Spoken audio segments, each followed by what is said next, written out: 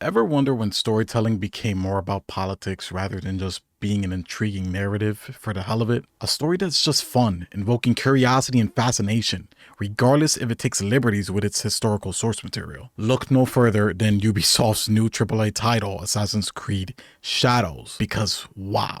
The controversy that's overshadowing what otherwise looks like an interesting story that sparks curiosity is crazy to me. Now, typically, I hate making subject matters about race because I know we're all individuals who think differently no matter what culture we're born into. However, the amount of white people crying over historical accuracy for Japan is the most secondhand embarrassing thing I've ever had the displeasure of witnessing on the internet. I may be Puerto Rican, but I'm just as pale as you motherfuckers. Please stop embarrassing us, man. Like when I saw the backlash, I was just so confused because what are people mad about here exactly? Are you upset that A, it isn't historically accurate, B, you're upset for another race of people's representation, or C, you're upset that you have to play as a black man? Let's set the record straight here, man. Not every story needs to be one-to-one with its source material. How many stories do you guys know that took inspiration from a real-life historical narrative but changed things up significantly? Do you people really think that the new Shogun that just dropped was an accurate representation of the real life story? Well, shit, let's do a quick Google search here. Is Shogun historically accurate?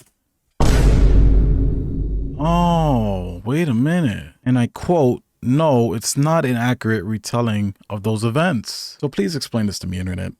Why didn't y'all have the same criticism for Shogun that you do Assassin's Creed Shadows? I did not hear a peep when Shogun dropped, and I reacted to the entire series on YouTube with my brother. And before you start saying, oh Johnny, Shogun is way more historically accurate than Yasuke being made into a samurai. Except there's one problem with that statement. Shogun Season 2 is heavily rumored to be on the way. So that means Shogun may very well be going past its original source material and even deeper into uncharted territory. And trust me, you will not see the same level of outrage over Yasuke being a samurai in Assassin's Creed that you'll see for Shogun Season 2 being a thing in general. And people like me have been asking for a Season 2, and it looks like we're gonna get it from the folks over at Deadline. Shogun star Hiroyuki Sanada inks a deal to return for Season 2 as the FX Limited series contemplates an Emmy switch to drama since it's not a limited series anymore. I'm trying really hard not to say the big R word in this video because the implications in the hypocrisy speak for themselves. I don't gotta say the damn thing.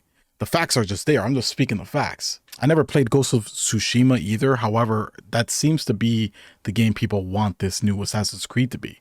Which to that I say, just play Ghost of Tsushima. See, I just feel like all these dumbass social feuds that happen, mainly in America, mind you, are ruining creative freedom. There should be no social debates when it comes to something as trivial as having a black main character and the Edo period be made into a samurai. In my opinion, off the first impression, just seeing an out-of-place character in Japan is super interesting to me. It sparks my curiosity into what the character's story is, how he got there, where he's headed. I could give a fuck if it's fictional, non-fictional, or anything in between. Now, trust me, I get the desire for having historical accuracy. One of my favorite video game franchises is the Mafia series. And if you know anything about the Mafia series, you know, it's very time period specific. And there's a lot of little details included to immerse that player in that time period. But yes, the games are taking place in fictional settings in America, you know. There is fiction mixed in with reality. Boss, now come with me. Not realistic right there. But he's a made guy. Nobody ever would slap him, especially in front of guys that weren't made. Not allowed to do that. So because Ubisoft wanted to have a black main character that is a historical figure, he may not have been a samurai. I have no clue, honestly, but that's the narrative people are going with. Who cares if they bend the truth a little bit and make him into a samurai? It could be made into a more funner game and it'll still represent Yasuke.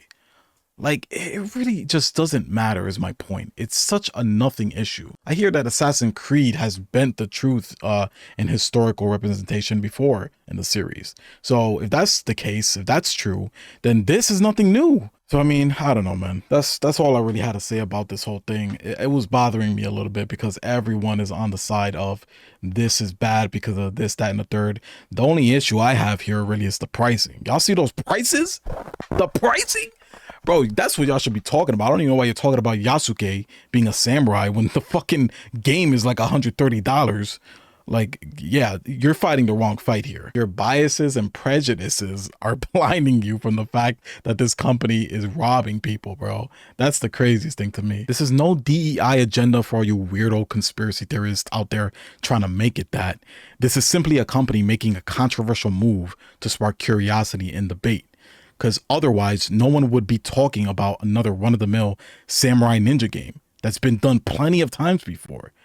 That's not what's happening here. But yeah, I just felt like talking about this subject. I really didn't have a game plan going into this, but I'm just seeing a lot of hypocrisy, so I thought I'd point it out.